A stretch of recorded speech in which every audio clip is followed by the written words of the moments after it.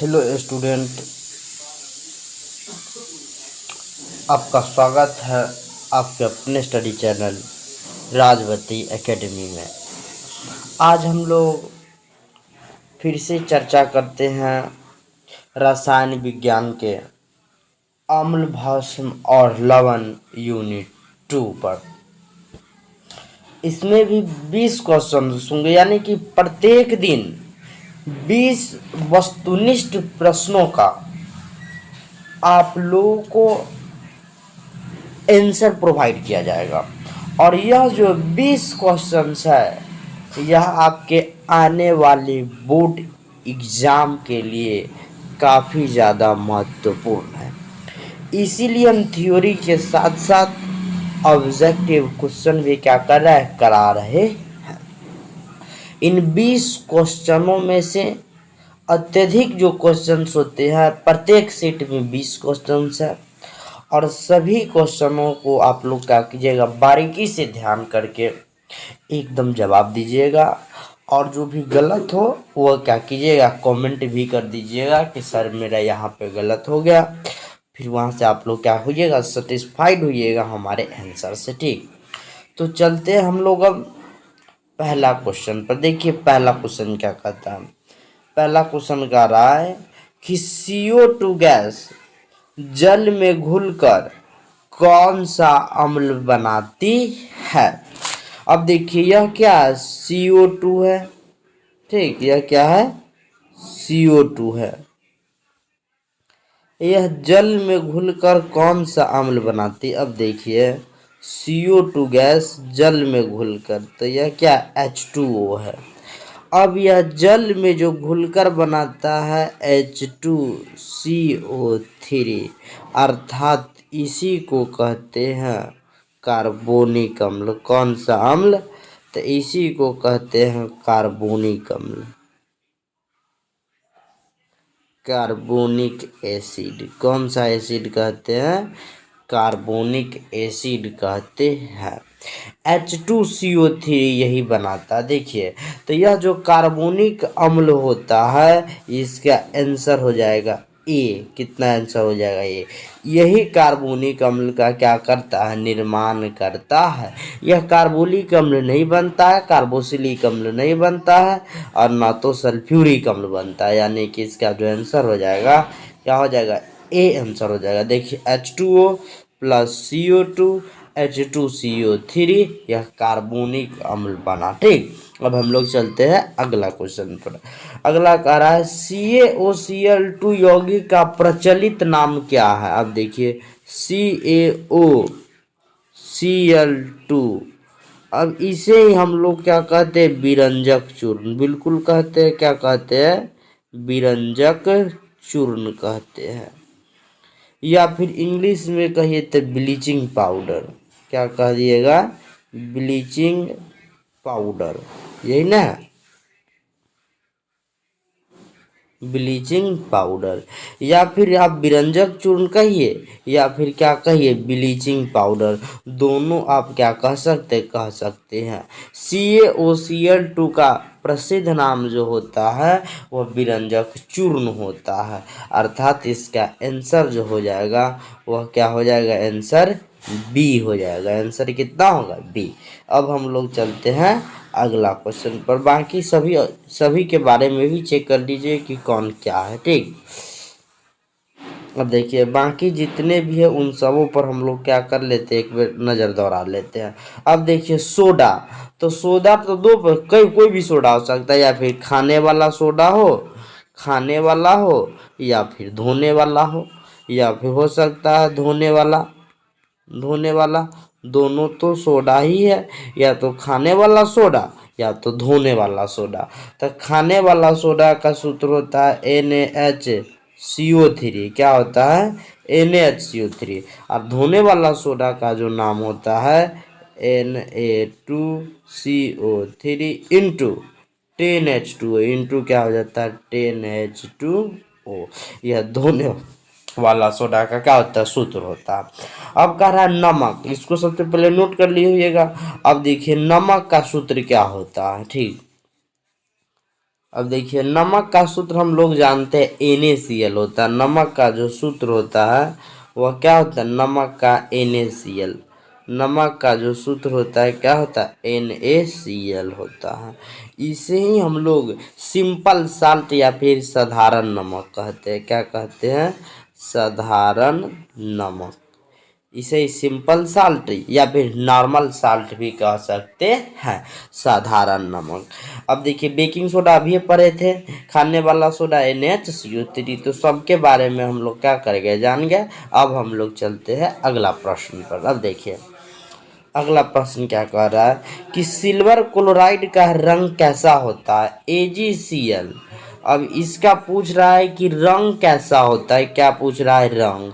तो silver chloride का जो रंग होता है श्वेत होता है, अर्थात यह उजला होता है, व्हाइट होता है। चलिए अगला क्वेश्चन पर।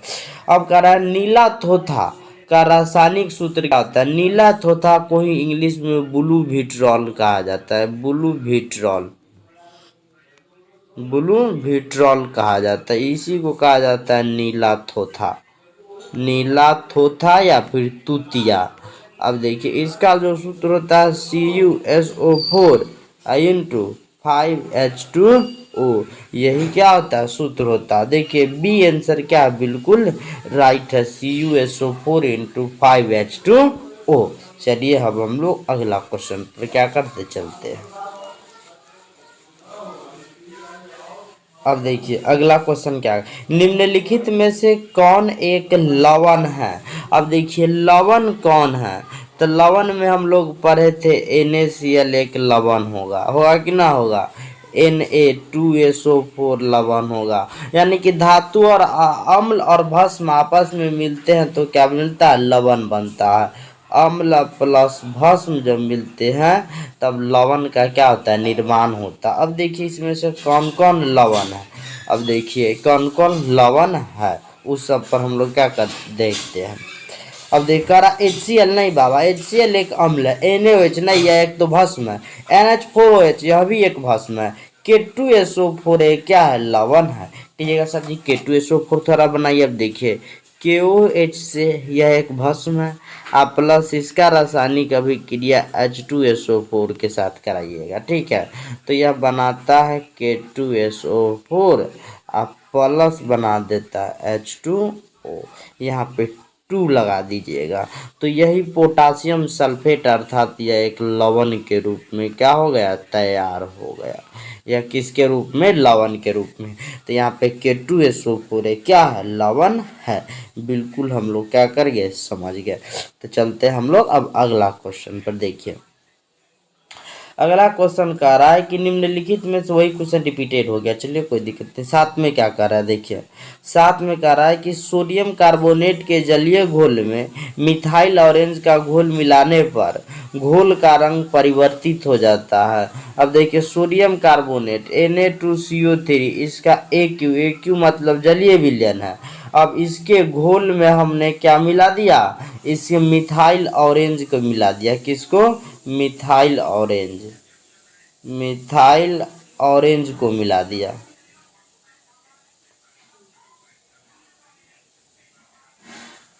मिथाइल ऑरेंज को मिला दिया। अब देखिए मिथाइल ऑरेंज को मिलाने के पश्चात इसका रंग पीला हो जाता है। कैसा हो जाता है, पीला। पूछिएगा सर मिथाइल ऑरेंज क्या है, तो methyl orange is the indicator, यह एक प्रकार का सूचक का कार्य करता है। मिथाइल ऑरेंज एक सूचक है जो रंग परिवर्तन के द्वारा अम्ल तथा भस्म की उपस्थिति की बात को बतलाता है।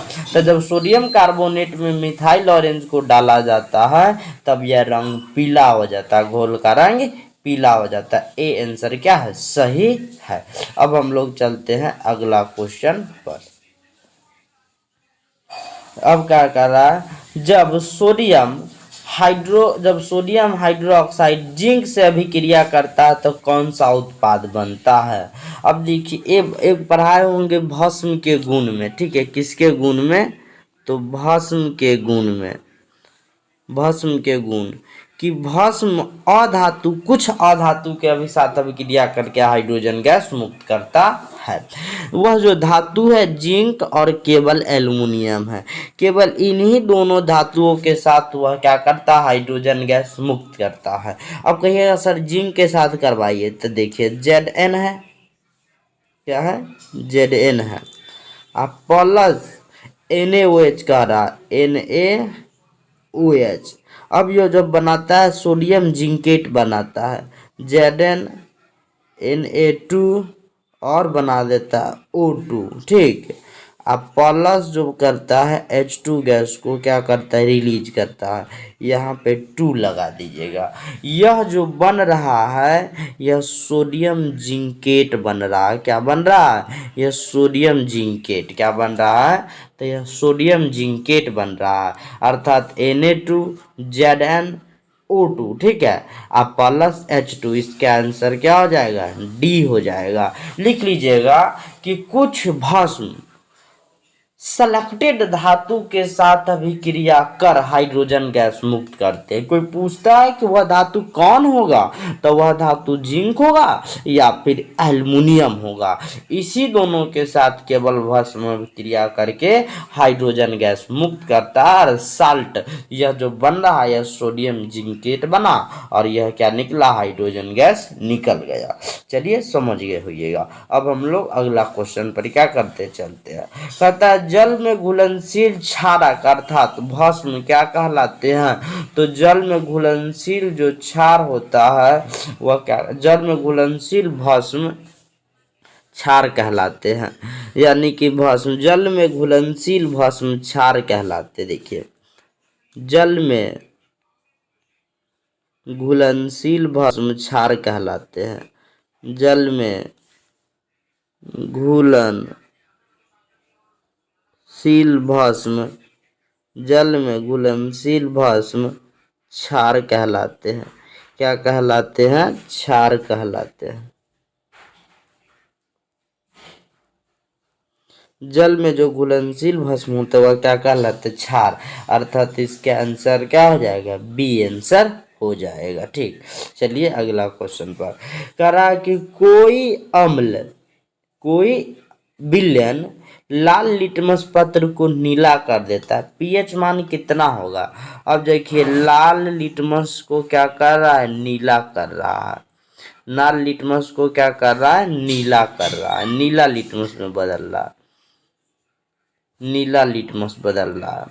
अब हम लोग पढ़े थे अम्ल और भस्म के गुण में। देखिए अम्ल और भस्म के गुण, तो पढ़े थे अम्ल वह पदार्थ है जो स्वाद में खट्टा होता है तथा नीले लिटमस पत्र को लाल कर देता है, तो वह अम्ल कहलाता है। और अम्ल का जो पीएच मान होता है 7 से कम होता है, 7 से कम होता है, 7 से क्या होता है, कम होता है। लेकिन भस्म में पढ़े थे, भस्म एक वह पदार्थ है जो स्वाद में कड़वा होता है तथा लाल लिटमस पत्र को नीला कर देता है, वह भस्म कहलाता है। भस्म का पीएच मान 7 से ज्यादा होता है। भस्म का पीएच मान क्या होता है, 7 से ज्यादा होता है। तभी पढ़े कि लाल लिटमस पत्र को नीला कौन कर देता है, भस्म करता है। तो यहाँ पर जो हो जाएगा, क्या हो जाएगा, भस्म आंसर। लेकिन भस्म तो आंसर दिया नहीं है क्लियर, हमको कह रहा है उसका पीएच मान कितना होगा। तो भस्म का पीएच मान 7 से ज्यादा होता है, तो 7 से ज्यादा 1 होगा, नहीं होगा। 1 क्या होगा, नहीं होगा। 1 तो नहीं होगा, होगा नहीं होगा। चलिए 4 होगा, नहीं होगा। 5 होगा, नहीं होगा। 7 से ज्यादा 10 है, अर्थात क्या हो जाएगा, डी आंसर बिल्कुल इसका राइट आंसर है। चलिए अब हम लोग अगला क्वेश्चन पर क्या करते चलते हैं।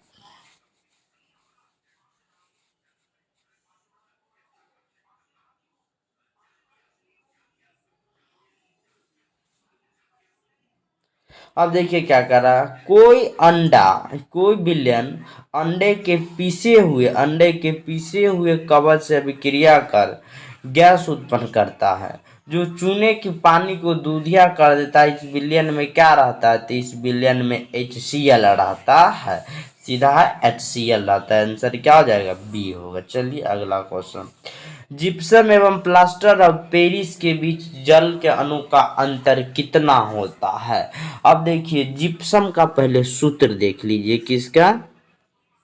जिप्सम का।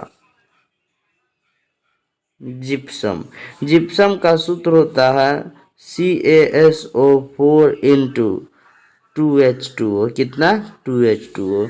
आप प्लास्टर ऑफ पेरिस का देखिए, plaster of Paris, plaster of Paris. अब देखिए इसका सूत्र क्या होता है। प्लास्टर ऑफ पेरिस का जो सूत्र होता है CaSO4 into half H2O, into कितना होता है? Half H2O। अब ये आधा है और यह कितना? 2 गुना है, अर्थात कितना का अंतर होगा? 3/2 का अंतर होगा। होगा कि नहीं होगा? बिल्कुल 3/2 का। अगर 1 रहता तब यह कितना का अंतर होता? अगर यह सीधा H2O रहता तो कितना का अंतर होता? 3 का अंतर होगा। आसानी की 2 दूना चाहिए, यहाँ पे 2 H2O है, यहाँ पे हाफ H2O है, तो वहाँ पे अंतर कुछ बदल जाता है। लेकिन हाफ है तो 3/2 का क्या होगा? अंतर होगा। देखिए 3/2 आप प्लस 1/2 कर दीजिए, इसको पहले जोड़ दीजिए तो 2 होगा, और 3 आ 1 कितना होगा? 3 + 1 बराबर 4, यानी कि 2 आ गया, यानी कि कितना आ गया? 2। देखिए इसको हम लोग बनाते हैं। अब देखिए इसको हम बनाइए देते हैं कि कितना का अंतर हो जाएगा। इसके पास अपना कितना? CaSO4 into half H2O। अब देखिए इसको हम बना देते हैं। अब देखिए इसके पास अपना कितना था? तो हाफ H2O था। और देखिए जब ये 3/2 होगा अब प्लस 1/2 होगा, तो दोनों का लसाअ लेंगे तो 2 हो जाएगा।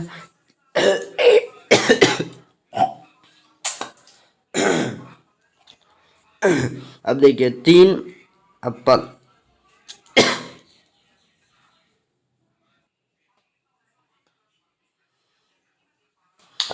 अब देखिए 3 + 1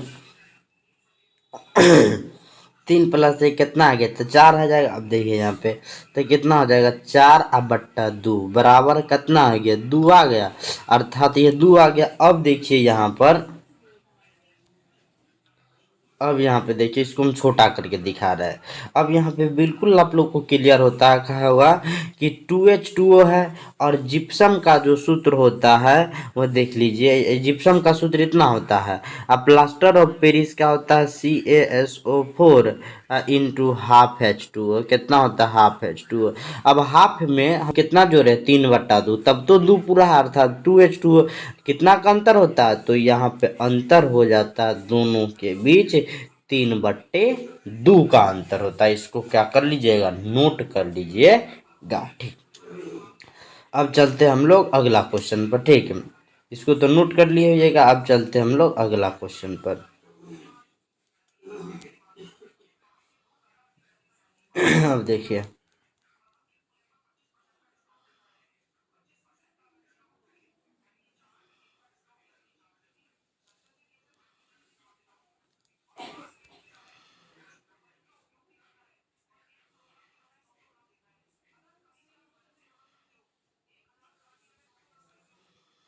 अब देखिए क्या रहा है, किसी विलेन का पीएच मान ज्ञात करने के लिए आवश्यक क्या नहीं है? तो पीएच मान ज्ञात करने के लिए हम लोगों को केवल चाहिए पीएच स्केल चाहिए। क्या चाहिए? पीएच स्केल चाहिए, यही चाहिए।